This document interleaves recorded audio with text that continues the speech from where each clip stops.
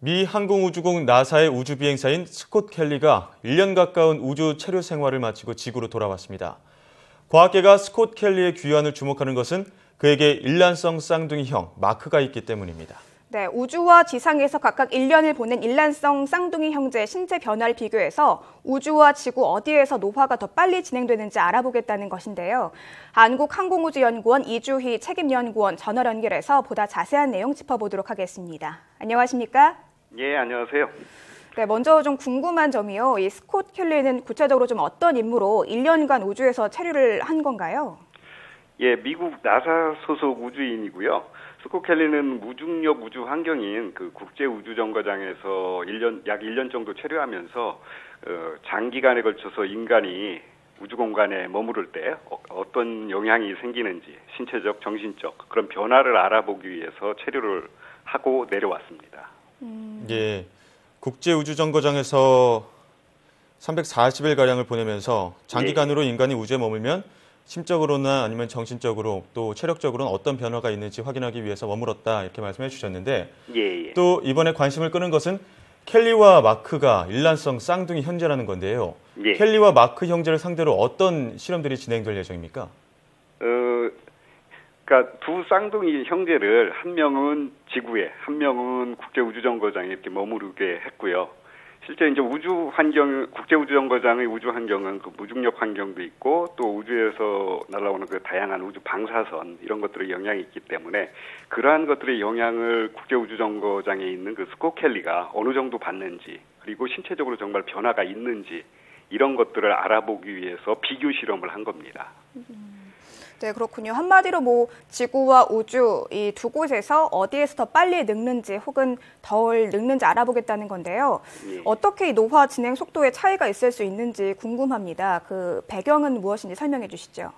그러니까 저희가 이야기할 때 이번에 이제 스콧 켈리하고 마크 켈리 이제 비교 실험은 그 유명한 이유가 사실은 이제 과학자들은 전체적으로 어떤 변화가 있는지를 이제 비교하기 위해서 실험을 한 거고요. 그런데 이제 아인슈타인의 그 특수 상대성 이론이라든지 일반 상대성 이론에 의해서 이렇게 빨리 시간이 가는 곳에서는 초고속으로 이제 시간이 가는 곳에서는 시간이 이제 느리게 간다. 그리고 일반 상대성 이론에서 보면은 그 중력이 약한 곳에서는 시간이 빠르게 진행된다. 이런 것들을 이제 이야기를 많이 합니다. 예. 그런데 이거에 따라서 변화는 수백만 분의 수십 초 계산으로 해보면요. 그렇기 때문에 실제적으로 이걸 비교하기는 어렵고요. 예. 저희가 이제 그 목표로 하는 거는 그 신체적 변화, 무중력 환경에서의 신체적 변화하고 지상에서의 그 정상적인 생활을 했을 때 그 변화를 비교하는 데 큰 목적이 있다고 볼 수 있습니다. 예. 우리 영화를 보면 우주 여행을 갔다가 돌아와서 보니까 딸은 많이 늙어 있고 또 아버지는 젊은 모습으로 그대로 유지하고 있고 이런 모습도 볼 수 있는데요. 우주 공간에서 지구보다 더 시간이 느리게 가는 이유가 어떻게 자세하게 아니면은 좀 시청자 여러분들 이해하기 쉽게 설명해 주실 수 있을까요? 쉽게 해서 아인슈타인의 특수 상대성 이론으로 설명을 하는데요. 예. 빛의 속도에 가까운 속도로 운동을 한 쪽에서는 시간이 느리게 간다는 것이 그 특수 상대성 이론의 그 주 내용이거든요. 예. 그래서 그걸 가지고 계산을 해보면은 이제 수백만 분의 수십 초 정도의 그런 그 시간이 느리게 가는 그런 것들은 계산해서 낼 수가 있는 거죠. 그렇다면 이런 현상이 얼마 전에 과학계를 흥분시켰던 그 중력파하고도 관련이 있는 겁니까?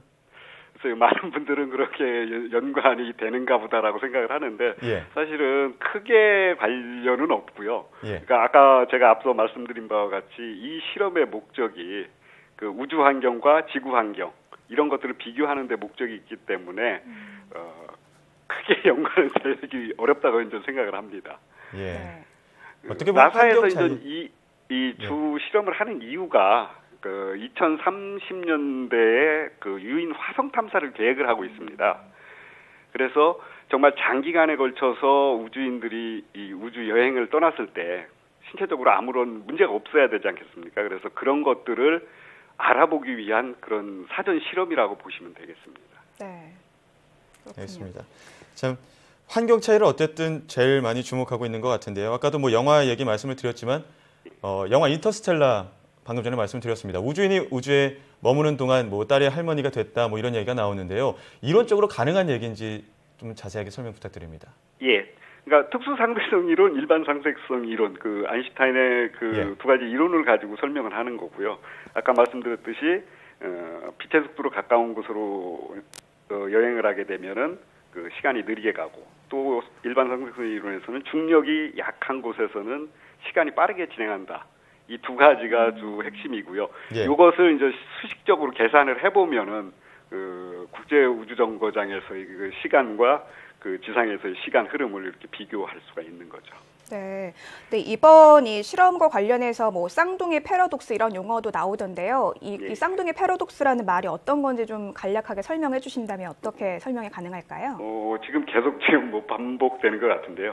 그 지금 어쨌든 그 초속으로 그 움직일 때, 운동을 할 때 그 시간이 느리게 가는 거하고, 그리고 그 중력이 약한 곳에서는 시간이 빠르게 진행한다. 그래서 영화 그 아까 말씀드렸듯이 인터스텔라에서 보면 뭐 본인 주인공은 외계 행성에 불과 뭐 몇 시간 머물러다가 왔는데 블랙홀 등 이런 강력한 중력의 영향을 받고 있던 동료는 뭐 수년이 돌아와 보니까 수년이 흘러서 더 늙어 있었다. 이런 이론이 가능한 거죠. 네, 그렇군요. 뭐 근데 이번 실험에서는 이 텔로미어를 통해서 노화 정도를 비교할 뿐 아니라 근육량이라든가 혈압 등 뭐 여러 신체 변화를 확인할 예정이라고 하는데요. 만약에 형과 동생 두 사람 사이의 차이가 나타난다면 우주 생활에서 어떤 면이 영향을 미친 것으로 좀 추측해 볼 수 있을까요? 제 개인적인 생각으로는 큰 변화가 없기를 저는 바랍니다. 네. 왜냐하면은 그 국제우주정거장에 처리한 스콧 켈리의 만약 신체에 큰 변화가 있다면 앞으로 이제 우주 탐사에 나서는 우주인들의 그 건강은 상당히 문제가 될 수가 있거든요. 네. 그래서 뭐 현재 봐서는 국제우주정거장에서 스콧 켈리가 무사히 귀환을 했고요. 앞으로 뭐 정밀한 검사가 진행되면 변화를 알 수 있겠습니다만. 저는 큰 변화가 없기를 좀 먼저 기원을 하고요. 네. 어쨌든 이 텔로미어 상태를 이제 분석을 한다는 이야기는 저희가 이제 상식적으로 이야기할 때 그 텔로미어가 이제 신체에 존재하는 모든 세포의 그 염색체 끝부분에 존재하는 것으로 이게 세포 분열을 진행하면서 짧아진다고 이렇게 이야기를 하지 않습니까? 네. 그래서 이것이 짧아지면은 뭐 노화나 암 발생과 뭐 연관성이 있다, 뭐 이런 연구가 진행이 되고 있고요. 그런데 사실 그것보다는 그 스콧 켈리는 무중력 그리고 우주 방사선이 있는 이 우주 환경에 노출되었었기 때문에 다른 영향, 그러니까 아까 얘기한 그 뭐 시간의 영향보다는 이런 우주 환경의 영향으로 인해서 그런 것들이 짧아질 수 있다라고 저는 생각을 합니다. 네. 그렇지만 이제 그 상황은 이제 1년 정도이기 때문에 그렇게 미미할 거라고 저는 생각을 하고요. 그런 것보다는 신체적으로 이 골격계라든지 근육 또 정신적으로 1년 동안 이제 폐쇄된 환경에서 살았기 때문에 그런 쪽에 어떤 변화가 크게 일어났느냐 안 일어났느냐 이런 것들을 주 검사 대상으로 해서 앞으로 연구를 할 거라고 봅니다. 네, 앞으로 좀 더 뭐 연구라든가 추가적인 그런 것들이 필요할 것 같긴 한데요. 또 궁금한 점이 이 스콧 켈리가 머문 우주 정거장의 무중력 상태잖아요. 뭐 이론적으로 봤을 때 무중력 상태가 우리 신체에는 어떤 영향을 미치는지도 궁금한데요. 설명해 주시죠. 2008년에 저희 한국 최초 우주인 이소연 박사가 국제우주정거장에 가서 한 뭐 열흘 정도 체류하면서 뭐 18가지 실험을 하고 이렇게 돌아왔는데요. 네.